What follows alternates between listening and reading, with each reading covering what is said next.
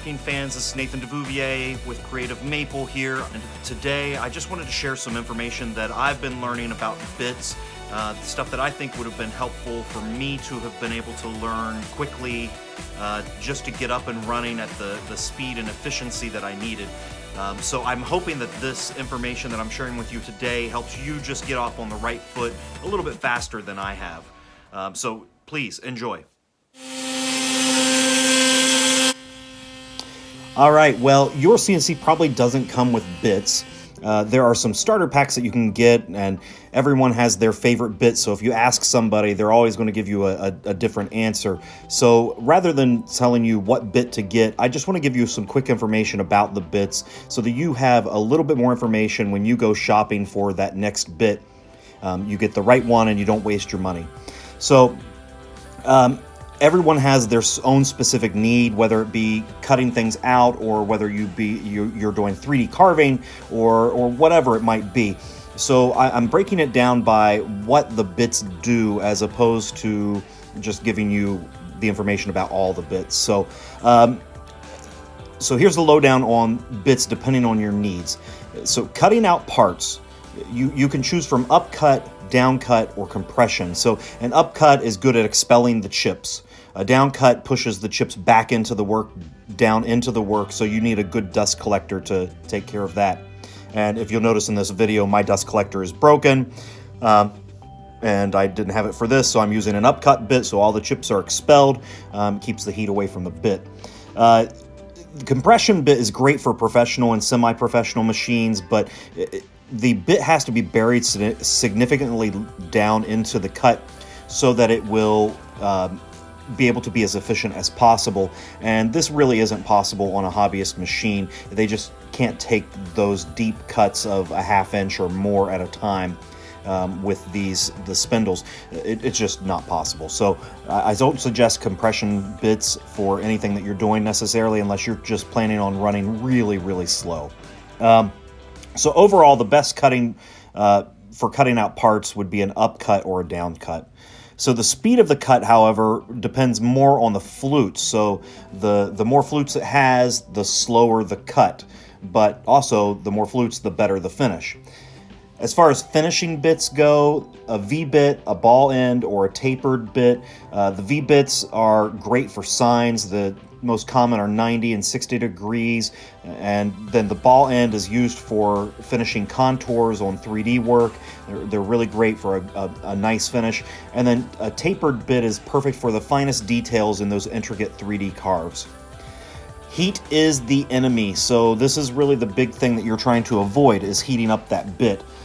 So keep the chips away from the bit as much as possible. So a dust collector always helps with that, but bigger chips are better. This means the bit is biting into the wood really well, and fine sawdust is actually causing excessive heat. So if you see fine sawdust, it means something's off and you need to adjust something. So that's really important to remember and watch out for. So fine sawdust will cause excessive heat, which means the bit is not getting a good bite in the wood, and it's experiencing more friction against the wood than it is actually cutting. Now here's the big one. You're going to hear this a lot in the CNC world: feeds and speeds. So feed is how fast the bit is moving through the wood, and speeds is how fast the spindle is moving. So it's a little counterintuitive when it comes to feeds and speeds. A slower spindle is actually better than a fast spindle. A fast spindle speed means that the cutting edge is only able to take a small bite before it comes back around. A slower speed ensures that the chip is clean, big, and ejected properly, so it's taking the entire bite. It's like not opening your mouth, trying to take a bite of an apple, but not actually opening your mouth and just grazing the skin. If you have your spindle turned up too fast, it's just grazing the skin rather than actually getting a bite. So do not turn your spindle up to the highest setting unless you want to buy lots and lots of bits, and also replace your brushes much more quickly. So feed rate is dependent on the chip load of the bit. There's a lot of science behind this, and it is important that you know it in the long run, but when you're starting out, keep your spindle slow and your feed rate conservative. The only thing you will really want to or need to adjust is the feed rate. Unless you are milling metal or using a very specialized bit. If you are using a specialized bit, you're probably not even watching this anyway, so you don't need to hear anything I have to say on this video. But just make sure that you're using the slowest speed possible on your spindle, and your feed you can adjust accordingly. Finally, the depth of cut per pass. Never go below 10% and never go above 50%. So never below 10 and never over 50% of the diameter of your bit, ever. Less than 10% will create rubbing and potentially burn marks and lots of heat.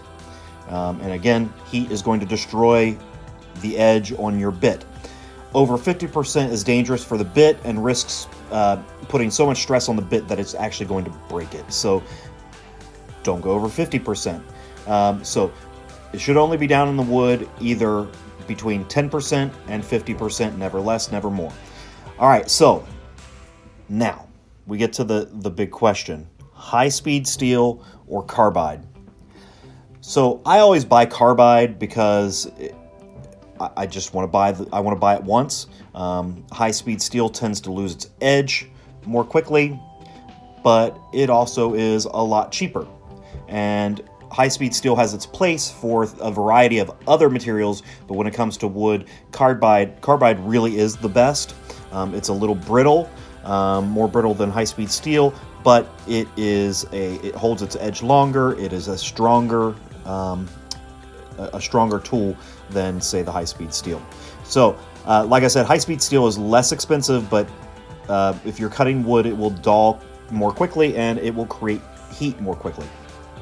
Carbide is more expensive, but holds its edge much longer than high-speed steel, and it dissipates heat more easily. I always buy carbide, like I said, because I just want to buy it once and I don't want to do it again. Recently, I purchased a new bit from Mana Tools, whatever you call that. I don't know how to say that name, but I bought a 1/4-inch carbide flat end mill specifically for cutting, and I was able to cut out my carve time, or cut down my carve time by half just by dialing in the proper feeds and speeds. So when I said earlier that feeds and speeds is really important, my speed I left at the lowest setting, but I was able to adjust my feed so that I was able to cut 50% of my carve time off.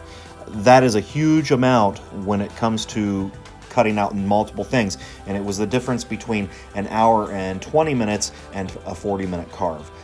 So that was huge for me. I wasn't waiting around. I didn't have to watch my watch. I just let it go.